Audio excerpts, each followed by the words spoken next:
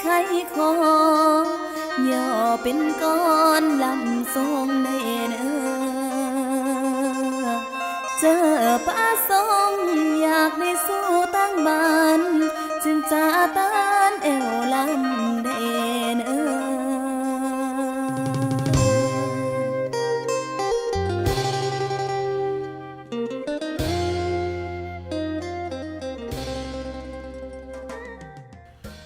The Kingdom of Cambodia is a small country with a very proud history. About the same size as North Dakota, throughout time it has found itself in the unenviable position of being in the midst of much of Southeast Asia's political upheavals.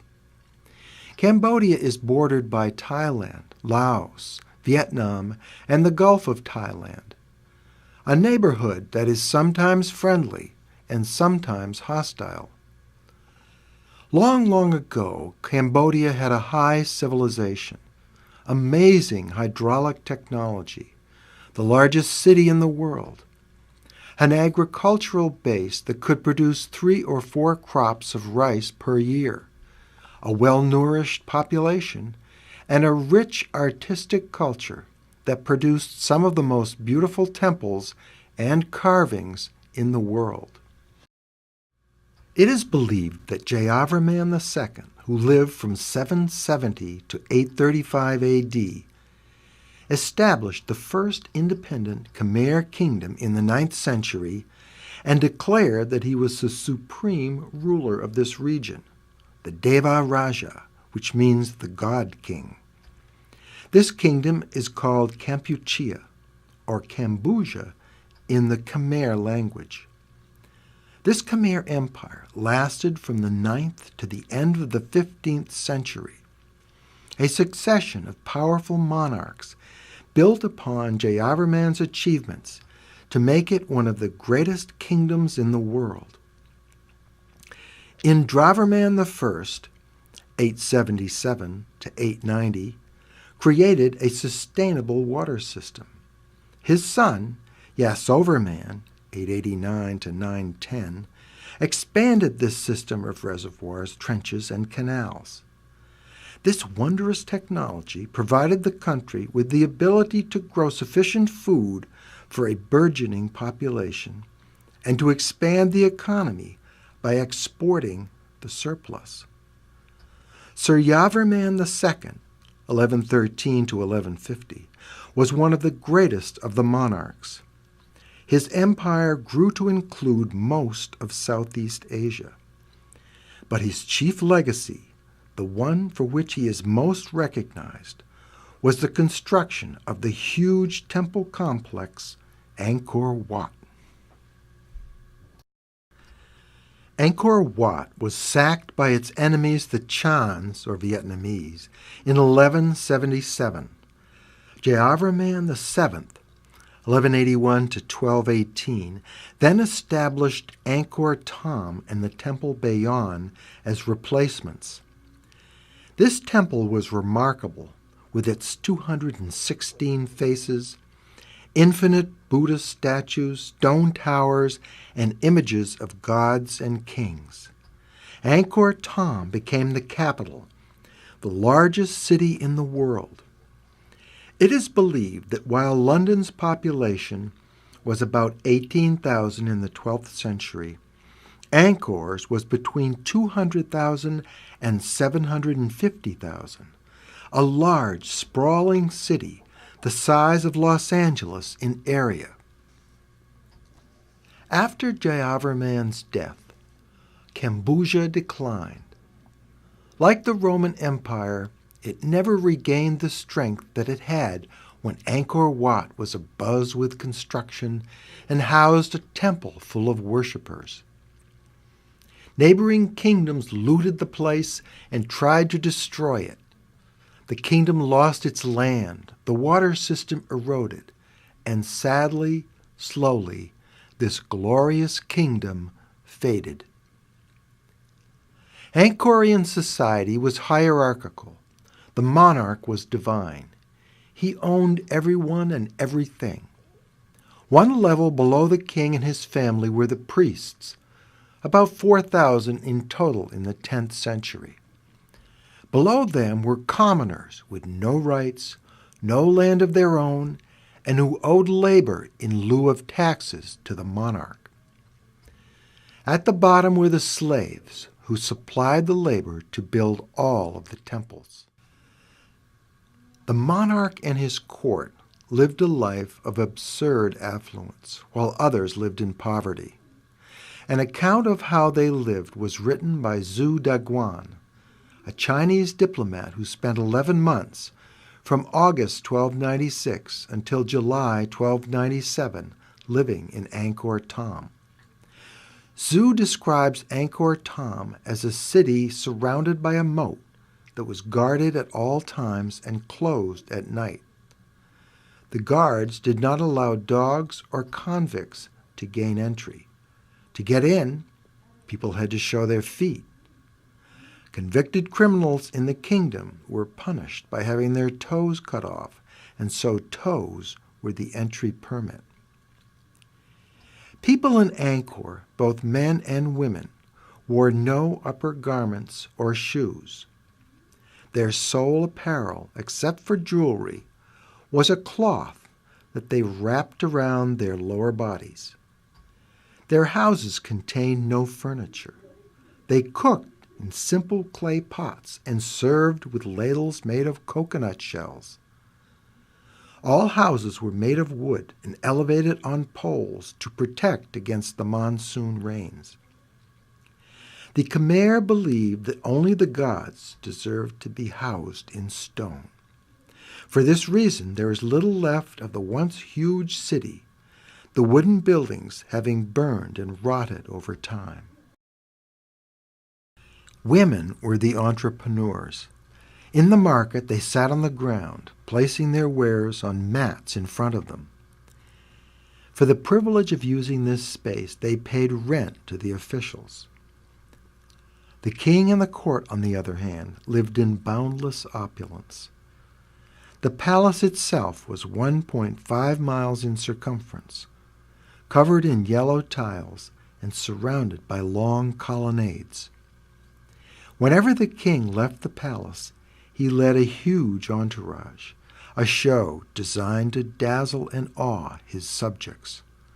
Zhu describes it like this. When the king goes out, troops lead the escort. Then come flags, banners, and music. Palace women, numbering from 300 to 500, wearing clothes decorated with flowers and with flowers in their hair, hold candles in their hands and form a troop. Even in broad daylight, the candles are lit. Then come other palace women, carrying lances and shields. Then the king's private guards. Then carts drawn by goats and horses, all in gold. Then ministers and princes mounted on elephants. Next, the wives and concubines of the king appear in palanquins, carriages, on horseback, and on elephants. Finally, the sovereign arrives, standing on an elephant, brandishing his sacred sword in his hand. His elephant's tusks are encased in gold. The technology required to serve Angkor Thom, the largest city in the world, was amazing for its time. The water management system that the Khmer developed was ingenious. They were expert water engineers. They dug canals, changed the course of rivers, built dikes, moats, and reservoirs called barrays. The two main barrays were the east and the west. The west barray contains water to this day. This water system spanned 460 square miles. Because there are wet and dry seasons in the region, the wet being very wet and the dry being very dry, these water systems allow the city of Angkor Thom to store water in the wet season and to avoid flooding in the dry season. This water was also used for irrigation, allowing the farmers to grow rice in the dry season. The canal served additionally for transportation.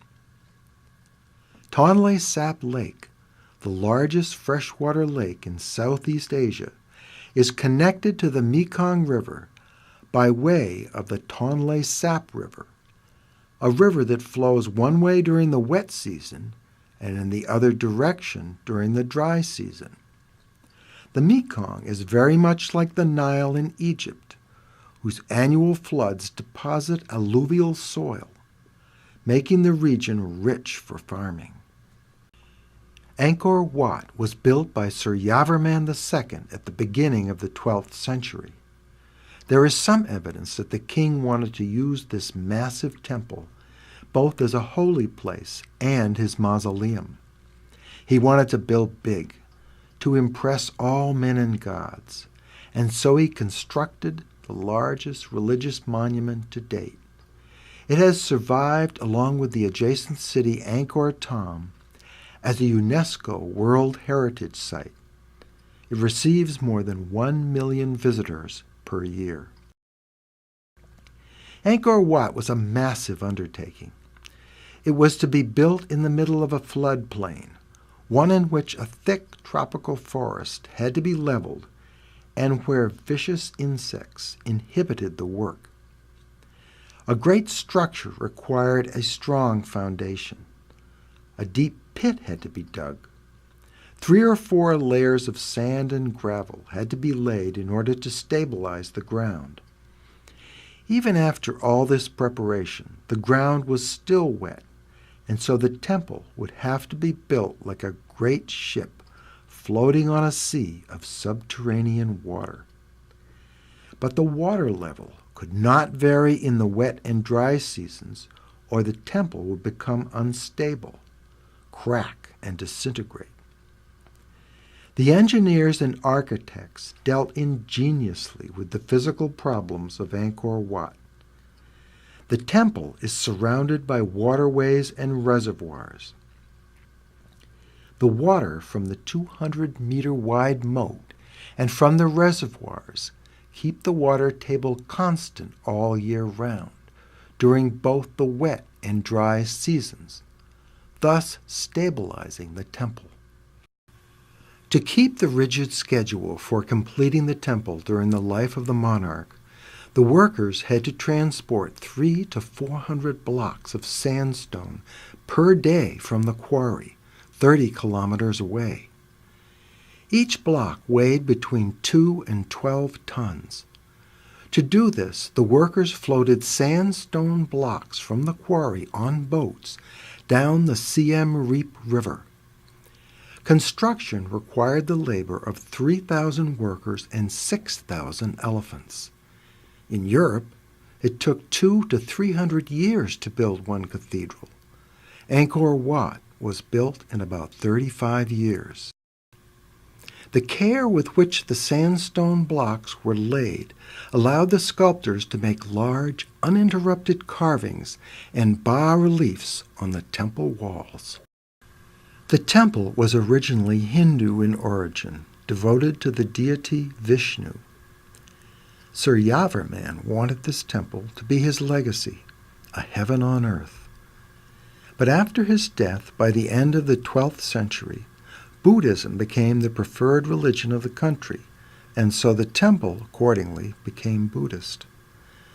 Nevertheless, the huge statue of Vishnu, the king's patron saint, still remains at the entrance, greeting all visitors.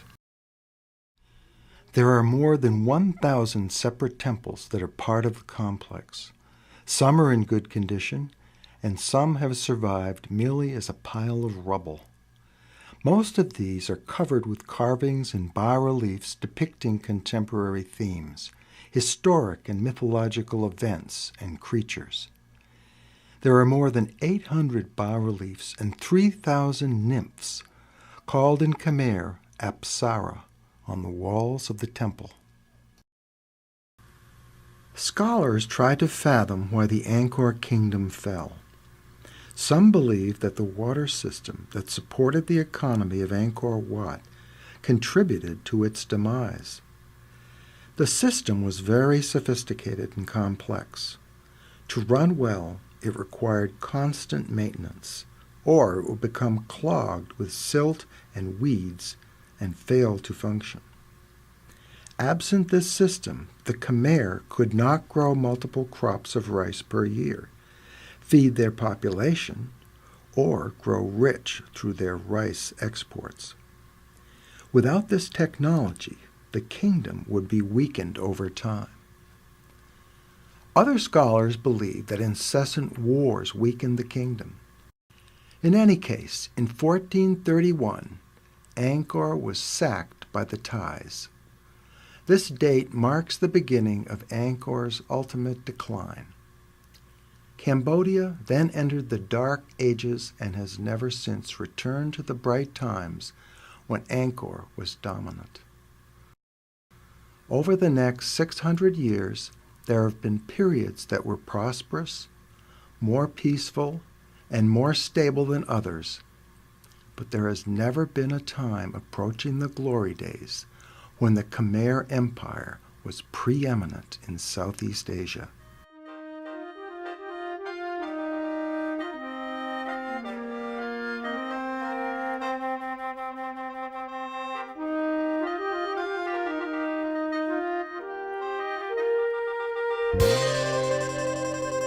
บัดนี้สาวเมืองซ้ำสิไขคอย่อเป็นก้อนลำทรงในเนื้อเจอป้าทรงอยากได้สู้ตั้งบ้านจึงจะต้านเอวลำได้เนื้อ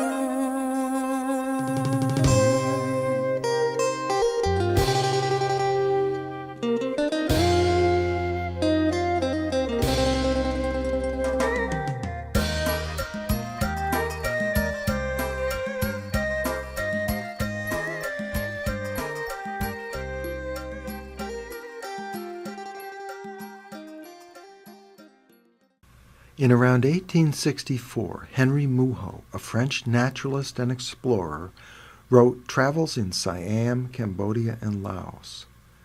This book was published posthumously. He describes Angkor Wat this way. At Angkor there are ruins of such grandeur that at first view one is filled with profound admiration and cannot but ask what has become of this powerful race. So civilized, so enlightened, authors of these gigantic works. He says that Angkor is grander than anything left to us by Greece or Rome, and is a rival to the temples of Solomon. He also captures a little of the atmosphere of contemporary Cambodia when he writes, "Every moment I met mandarins, either born in litters or on foot. The entire population numbers about 12,000 souls." Comparing this description to that of the Chinese diplomat Zhu Daguan in 1297, it is evident that there have been few changes in the intervening 567 years. In 1864, Cambodia became a French protectorate. Under this arrangement, the king became a figurehead, while the real power was in the hands of the French resident general.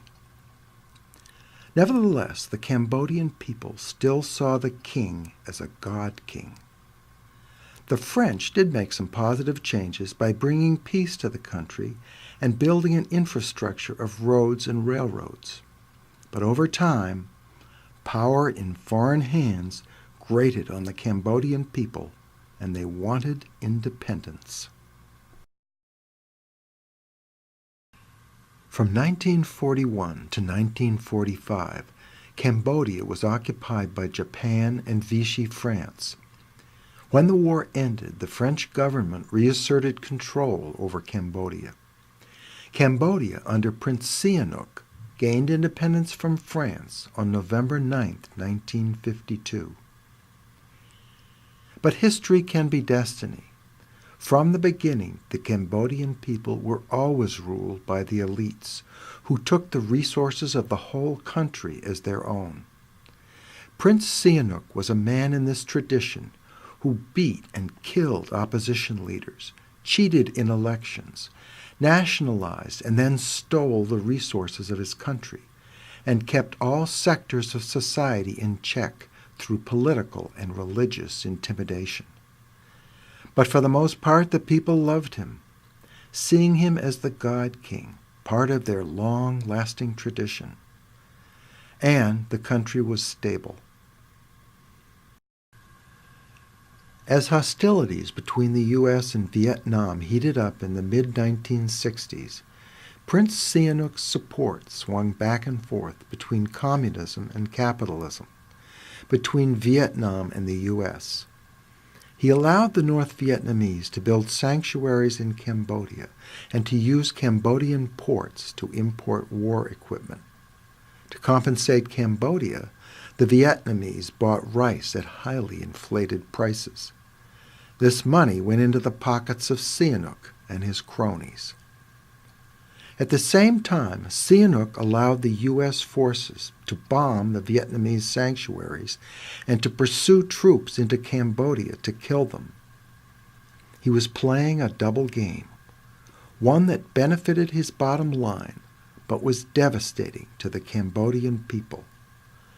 Between 50,000 and 150,000 people were killed as the U.S. dropped bombs in 113,000 different locations, more bombs than had been dropped on Japan during World War II.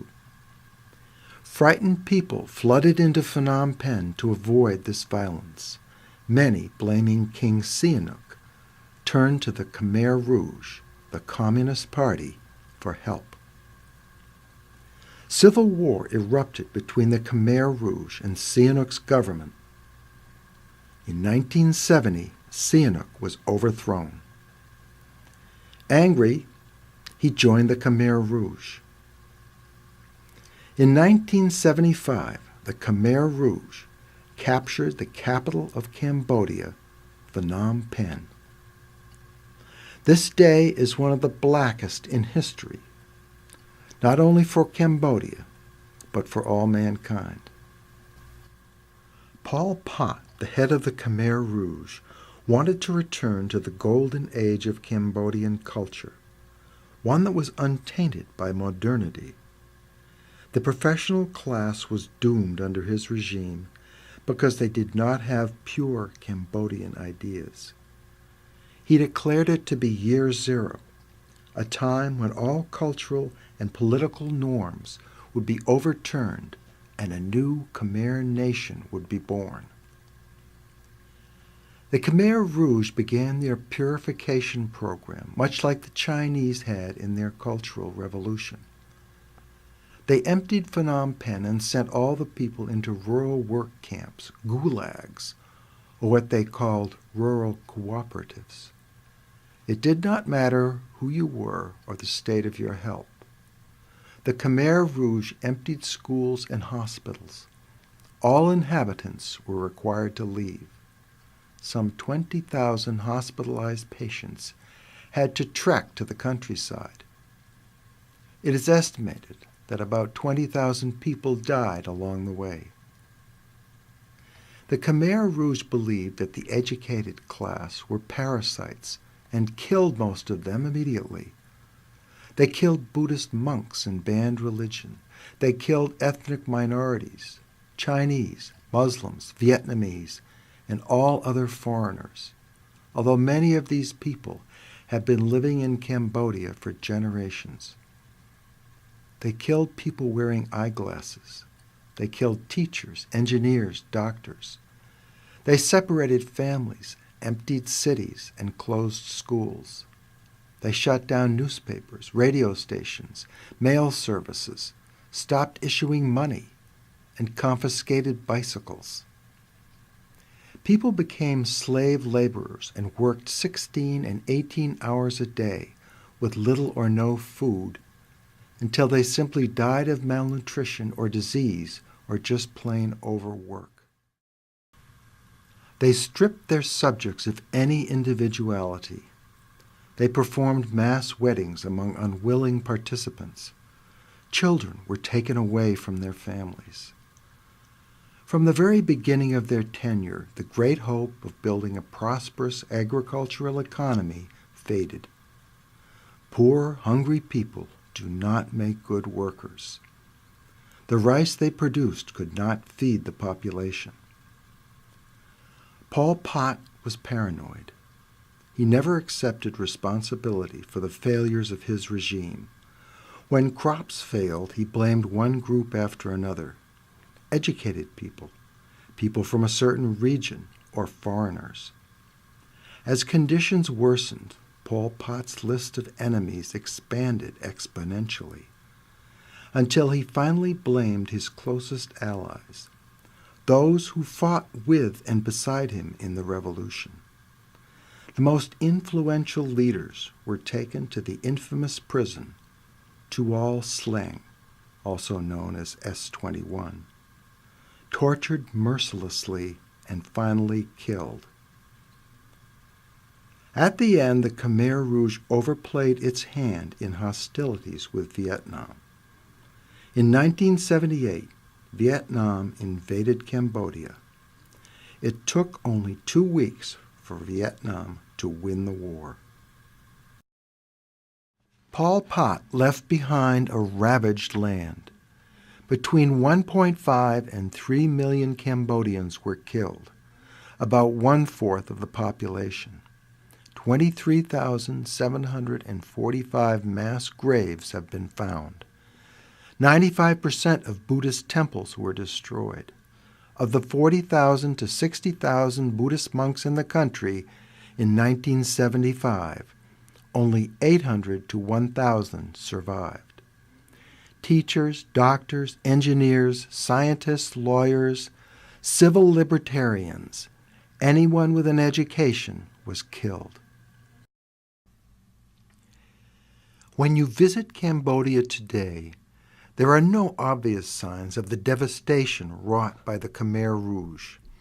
But there is not a family in the country that has not suffered, and they are all carrying this pain in their hearts. Ross Pesith, who calls himself Seth in English, recalls the difficult years under Pol Pot. In 3 years, 8 months, 20 days, the Pol Pot government killed 1.7 million people. This is the official record that we got from international court. And the government has built about 374 killing fields in the whole country. My father, he has hidden his history for 2 years. Actually, 1976. Yeah, they're going to arrest him, but he ran away. He ran away from the village. Yeah, but the Khmer Rouge guerrilla and that government try to arrest him by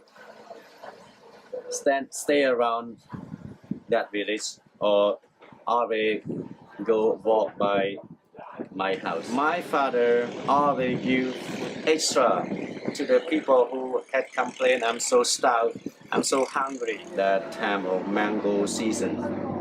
Yeah, mango season.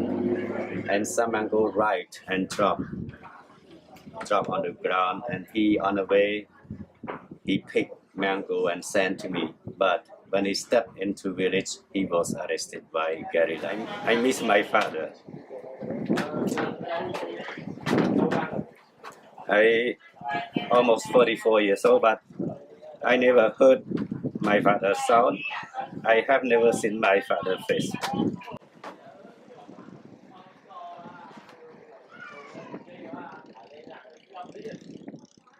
I miss him.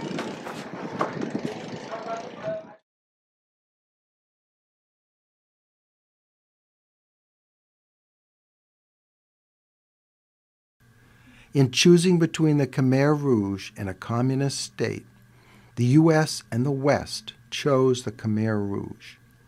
The Khmer Rouge government in exile represented the Cambodian government in the UN and in UNESCO until the Paris Peace Accords were signed in 1991 and supervised elections were held in Cambodia. The Khmer Rouge leaders never did get the punishments that they deserved. The UN-backed court only managed to sentence a very few higher-level Khmer Rouge officers to prison. Pol Pot fled to his jungle hideout and died of natural causes in his own bed in 1998.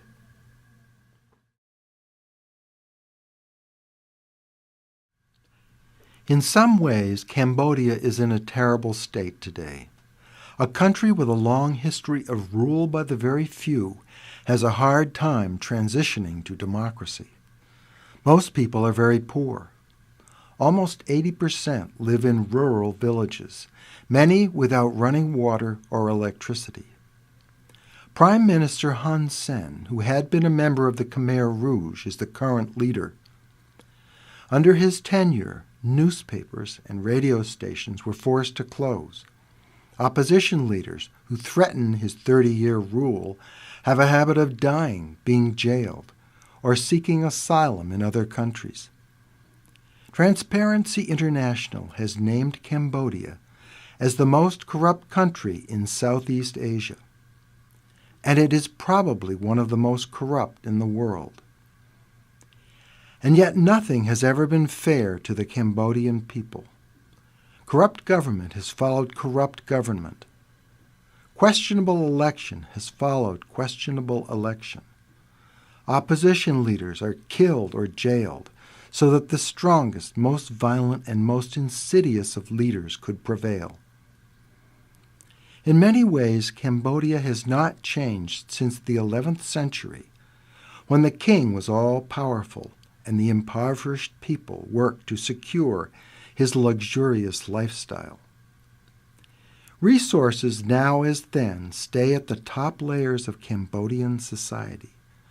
And although the city dwellers are doing better with a stronger economy and the increase of tourism and with the investments of the Chinese government, they privately complain.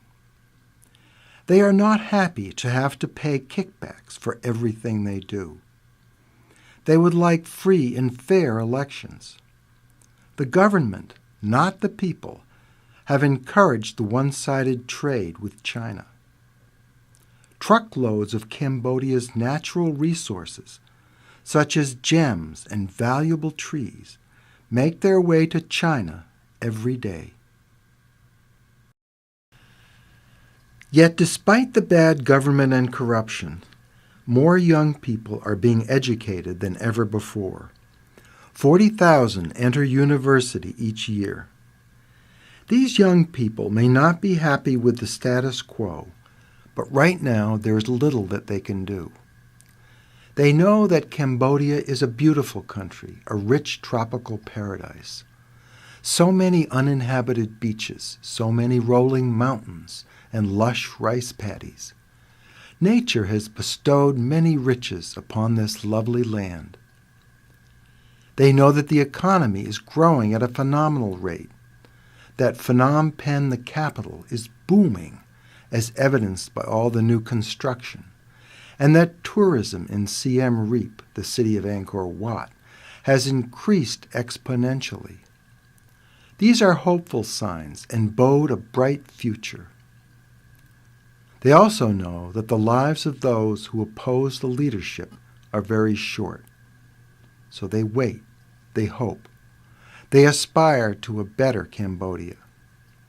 They understand the beauty of the land and of its people, and want to turn Cambodia into the wonderful place that it could be.